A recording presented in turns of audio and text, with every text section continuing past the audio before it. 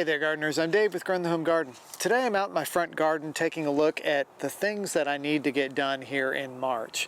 And I'm starting here with doing some cleanup and some pruning and stuff like that. But for this video, I'm going to give you some things that I like to do at the very beginning of the growing season.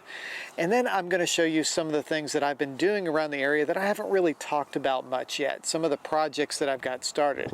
I've got a lot started, not a lot finished. That's kind of the way things go sometimes, is you just kind of get started on some stuff and you get to them when you can get to them. But for right now, the first part of this video is all going to be about gardening chores that you can do at the very beginning of March. So in the fall, I like to leave up the seed heads and the stems of my perennials so that they get a little extra protection from the air pocket that they kind of create. Plus, this can keep some of the snow, if you get snow and ice, from actually damaging the crown of the root system. This is an autumn joy sedum, which is a really hardy perennial around here. It typically doesn't have any issues, but I do like the winter interest that some of these seed heads have. But now's the time to go ahead and cut this back, because down at the base we've got all kinds of green growth happening. So we need to clear this out so that this stuff can come forward and grow and create our beautiful new plants for the season. So we'll just come in and cut out pretty much anything that is dead wood all the way around these plants.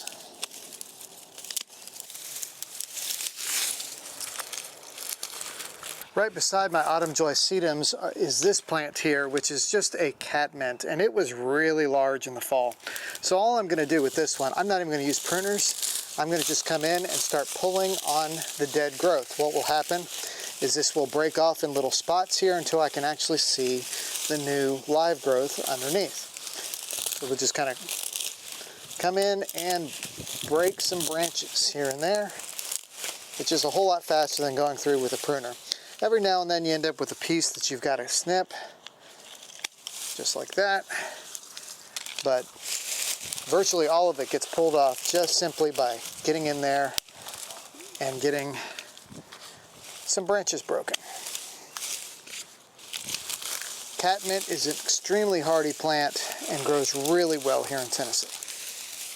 So across this swath over here is a verbena that needs to be cut back. And we've also got some salvia in here, and I'm going to snip around the salvia so that its top branches are clear. And we'll cut all the way back to the base of the verbena.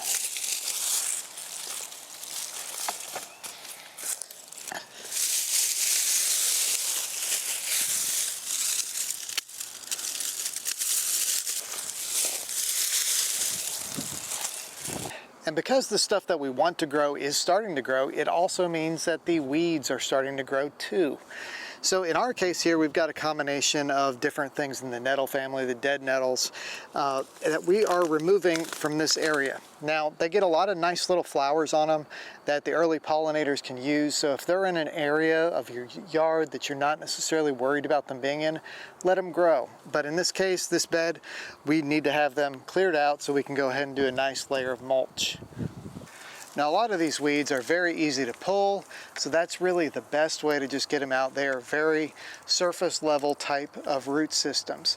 So you can just pull them out and they'll be fine. The key is to get them before they actually go to seed, which means now is the best time to do that because they just started blooming. So this time of year is also perfect for cutting back your ornamental grasses. I like to leave them throughout the winter, again, for winter interest and because they're so cool to kind of look at as the wind blows across them and everything during the winter time. But when you start seeing a little bit of green growth at the base of the plant itself, that means it is really time to start trimming them back and letting the green growth come forward. So I'm going to go ahead and cut this switchgrass down all the way to about 6 to 8 inches tall, roughly, and then it will resprout from there and we'll have nice, beautiful, bushy switchgrass plants. Best way to do it is probably with one of these or something similar, but if you have loppers and just a few, that'll work just fine.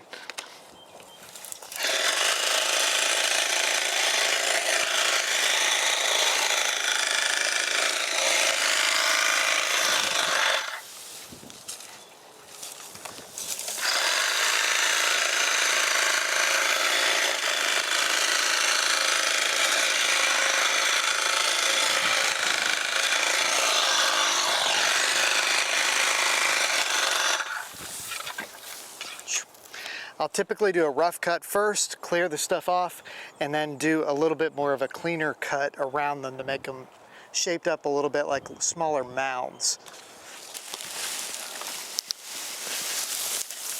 And all this stuff can be used in the compost bin, or if you have the bottom of a raised bed you want to shove it in, you can do that and fill on top of it.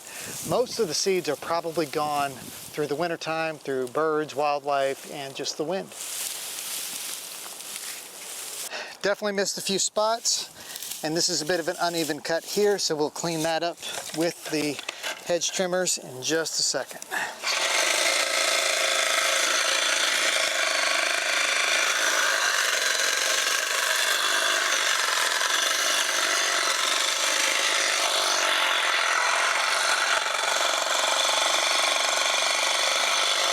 And so here are the trimmed mounds of switchgrass. You can see there's really not any green growth coming from them at the moment. They will probably within the next 2 weeks start to regrow. And you want to do this in the springtime every year and make sure that they get cut back, because otherwise you end up with a lot of the dead growth inside your green growth, and that can spread out the canopy of the plant a little bit. So this will get it nice and clean, allow the green grass coming up to be nice and straight and tall. So you can see around this maple tree, I've got a nice layer of mulch all the way around. This is some wood chip mulch. We just had another delivery of wood chips come in. And the fresh wood chips are okay for very surface level type things. They will tie up some nitrogen at the top, but for a lot of these plants like a tree or a shrub, they're really going to be pulling their nutrients from the subsurface of the soil down where the root ball is. So I'm not too concerned about this. Plus it was on top of older mulch already here. So this here is another good thing to do every spring, is to go ahead and get a good layer down of mulch. Be sure not to volcano the mulch. Don't put it too close to around the base of the trunk of the tree. You want to have it nice and tapered out from the center of the tree going forward. All the time you'll see in these commercial developments where they kind of pull it up real high with like a hole in the middle. That will just introduce rot and disease issues. So you want to make sure you've got a nice surface that kind of lets water go away to the outer edge of that mulch bed area, because that's truly where the roots are going to expand out to. And mulch is important. It keeps the ground cooler and it keeps the moisture in the ground for the tree. And if you're using an organic mulch is going to eventually break down, which then nourishes the soil and in turn will nourish the tree or the plant that you have it around. Don't use fresh mulch around any of your annuals or your seasonal vegetable type plants. You want to have something that's a bit more aged. This works really well in pathways or upon established and larger plants like this little maple tree we've got here. Another great thing that you can do in March is to plant your trees and shrubs. These are 2 redbud trees I planted about a week and a half, 2 weeks ago, and they're going to frame up this little walkway that we've got right here through the field. So it's going to serve as a bit of an entry point that'll look beautiful every spring. And I got a couple other viburnums that I ordered as bare root over the winter, and I just potted them up because I wasn't ready to plant them outdoors yet. That is a cranberry viburnum right there, and this one is a nannyberry viburnum. So I'm going to plant them out in the yard somewhere very soon, right here during the month of March. And this time of year is excellent for pruning some of these hydrangeas, the type that actually bloom on the new wood. This is a panicle hydrangea called Limelight, and so I can trim this down a bit, get it shaped up real nice, and be able to have a whole bunch of blooms on it. Macrophylla hydrangeas, you don't want to do any pruning on them until after they have bloomed, because they will bloom on the old wood. But something like this or an oak leaf hydrangea, you are perfectly okay to go ahead and prune this time of year and shape them up, make them look beautiful. The beginning of March is also the best time to get those tomato plants started, and pretty much any other plant that takes about 6 to 8 weeks to get to transplant size. As you can see here, I've got a bunch of different tomatoes. I've got all kinds of different things in here. I planted all the tomatoes about a week ago, and I keep them on the heat mats here on the shelf under the lights, and they are doing fantastic. I've got some that are older varieties like these little orange that are not germinating at all. Those are from 2015. But most of my plants have germinated really well. So I'm pretty pleased with where we are as far as progress goes. In the middle of April, April 15th tends to be our safe planting date or the last frost date. I usually wait a couple weeks after that to plant them outdoors, somewhere around the beginning of May. And the reason for that is it gives the ground a little bit more time to dry out. And if you have drier soil for your plants to go in, that soil won't create as many of the problems that you typically see with tomato plants, like blossom end rot, which is a calcium deficiency, usually caused by too much moisture and the plant not being able to bring in the nutrients and the calcium into the plant. And so you end up with some problems with the blossom end rot. But by doing that, I can offset those issues a little bit. It's not to say it's foolproof. Anything can happen, and a lot of times we'll end up getting a whole bunch of rainfall, which will create the same problem. But anything you can do to help avoid those issues is really good. So I usually start probably planting them outdoors around May 1st to May 10th, sometime in that ballpark. So that's some of what you can be doing this time of year to get ready for spring. Now let me show you some of the projects that I've got going on the side so you can get a little bit of an update as to what I've been doing when the camera's not been on. So here's another project that we have started. This is a fire pit circle. We're going to have about a 4-foot wide fire pit here in the middle where that iron rod is right there, and then there's going to be a little sidewalk going up to the actual sidewalk by the house. This is in the front of our house area where we actually see the southwestern view, and so we get a really great sunset from this spot here. I've got some paver stones, or actually flagstone pieces that we've saved over the years from people giving them away and stuff, and just collected them for this purpose exactly. So this is about a 16-foot wide area with a 4-foot fire pit in the middle and plenty of room on the outside for people to sit and just hang out. And so here's a little project I did a couple weeks ago. The purpose of this is to keep the weeds and everything down so I could access this water spigot without having to worry about the weeds and make it real easy to kind of mow around, because we've got a nice little shape right here. And what we did is we took old bricks that were left over from when we built the house, and we just laid them down, and then I used polymeric sand in between the bricks.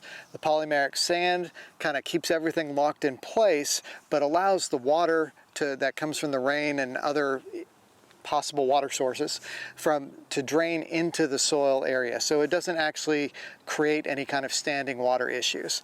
There's a little bit of a slope here from up there and down to here, and then that corner kind of settled a little bit, so I may have to tweak a few things here and there. But it was for me at least, it was a cheap project because we already had the bricks. And if you don't have bricks for it, a lot of times you can find bricks very cheaply online, or somebody even trying to give away some of those bricks. So it's definitely an easy project. It may wear your back out a little bit while you're doing it, because it sure did mine, but get a little help from your kids or something and you can get all that put together pretty easy. So I built this arbor in the fall, and I'm a little disappointed. I should have thought about this ahead of time, but the wood was extremely wet when I was getting it from the store. And what ended up happening is that the two boards on this side both warped severely. So what I'm going to need to do is take the top off and replace these two boards. I actually, several weeks ago, bought a bunch of 4x4s and then set them out on the front porch in order to dry and get lots of airflow. So when I'm using them to replace these, it should be nice and straight at that point, or at least I'll know if it's curved, and then I can choose to pull that one out and not use that for this purpose here. But I'm going to fix that, and once I've fixed that, I'm going to move on to setting some posts for our fence. Let me show you how that's going. So I'm opting to use these black brackets set in concrete for our fence. This is a corner right here that we're going to have probably an 8-foot to 10-foot tall post on. In the middle of each section are going to be the shorter posts that are probably going to be 4.5 or so feet tall in the center of it. So I wanted something that was going to be very sturdy and very easy to replace. So all we have to do is put the 4x4s in here, screw them in, and we're good to go with our posts at that point. This took probably 2 80-pound bags of concrete in this hole. Most of the holes were just 1 80-pound bag, unless it was a corner, and I wanted to make sure that it was very secure. So there's a lot of weight going right here that's going to hold up this corner of the fence. So as you can see here, I've just got the front portions of this fence concreted in right along there. They're set at about 6-foot intervals, and we'll have a 4-board style fence going in between them along the front. We're also on a bit of a slope, so we're going to have each section kind of staggered so that the height varies as you're coming downhill. But all of these, they've got set really well, and I'm looking forward to getting a couple more of them in the ground. I had to order more of these brackets so we can continue around the rest of the vegetable garden area, which right now is a bit of a mess, so forgive that, but we've got a lot going on. And as if I didn't have enough going on, I am putting up a greenhouse. I ended up buying a relatively cheap 8x12 greenhouse from Tractor Supply, and so I'm digging out a bit of the soil from this area. My thought is to put it on gravel first. We'll put about a 2-inch layer of gravel on the bottom, and then on top of that I'll take 4x6s and stack them into 2 layers. So we need to go down on this end of the greenhouse about 13 inches so we can have an easy walk straight into the greenhouse. On the other side of everything, the slope is much less, so it will kind of stick up a little bit here in the back. But the first thing to do here is to clear out all this soil so I can actually get the gravel and 4x6s down for the base. Now this particular greenhouse is probably rated for somewhere between 20 and 30 miles per hour winds, but there's some things we can do to enhance that and make it better. I dealt with a Harbor Freight greenhouse for many years, and it did a really good job. We didn't have too many problems. There were 1 or 2 times where a panel popped out, so I'm expecting kind of the same thing. And my thought with this greenhouse is simply to use it for the next couple years until I can build the one I actually want to build. And once I do that, I'll use this one as more of just a propagation greenhouse instead of maybe a growing greenhouse, or just have 2 greenhouses. You can never have enough greenhouses, can you? So I hope this video was interesting to you. It gives you a few ideas of stuff that you can do right now here in March to get ready for the spring growing season. Also, you got a quick glimpse at some of the projects that I've got going on in the background.